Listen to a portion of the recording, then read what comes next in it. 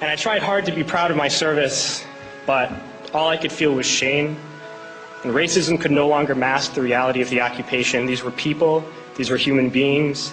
I've since been plagued by guilt anytime I see an elderly man, like the one who couldn't walk, who we rolled onto a stretcher and told the Iraqi police to take him away.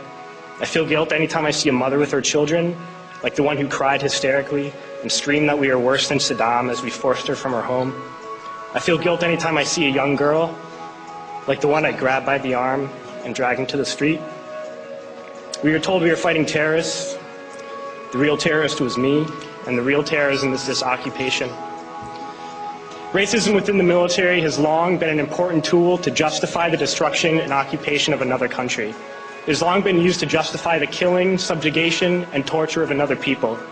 Racism is a vital weapon employed by this government. It is a more important weapon than a rifle, a tank, a bomber, or a battleship. It is more destructive than an artillery shell, or a bunker buster, or a Tomahawk missile. While all those weapons are created and owned by this government, they are harmless without people willing to use them. Those who send us to war do not have to pull a trigger or lob a mortar round. They do not have to fight the war, they merely have to sell the war. They need a public who is willing to send their soldiers into harm's way. They need soldiers who are willing to kill and be killed without question. They can spend millions on a single bomb, but that bomb only becomes a weapon when the ranks of the military are willing to follow orders to use it. They can send every last soldier anywhere on earth, but there will only be a war if soldiers are willing to fight. And the ruling class, the billionaires who profit from human suffering, care only about expanding their wealth, controlling the world economy. Understand that their power lies only in their ability to convince us that war, oppression, and exploitation is in our interest.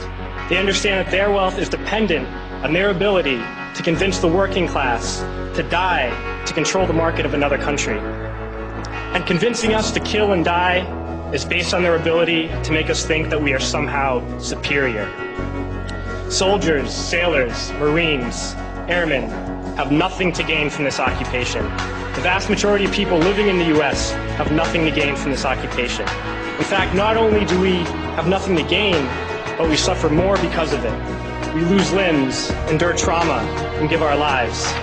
Our families have to watch flag-draped coffins lowered into the earth. Millions in this country without health care, jobs, or access to education must watch this government squander over $450 million a day on this occupation.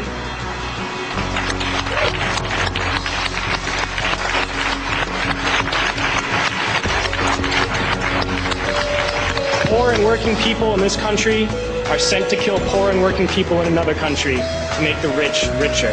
And without racism, soldiers would realize that they have more in common with the Iraqi people than they do with the billionaires who send us to war.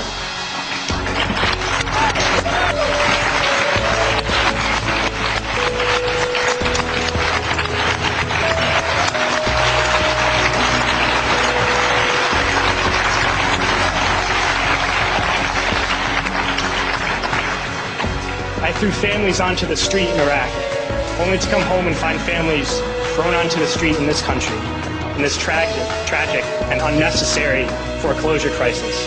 We need to wake up and realize that our real enemies are not in some distant land. They're not people whose names we don't know and cultures we don't understand. The enemy is people we know very well and people we can identify. The enemy is a system that wages war when it's profitable.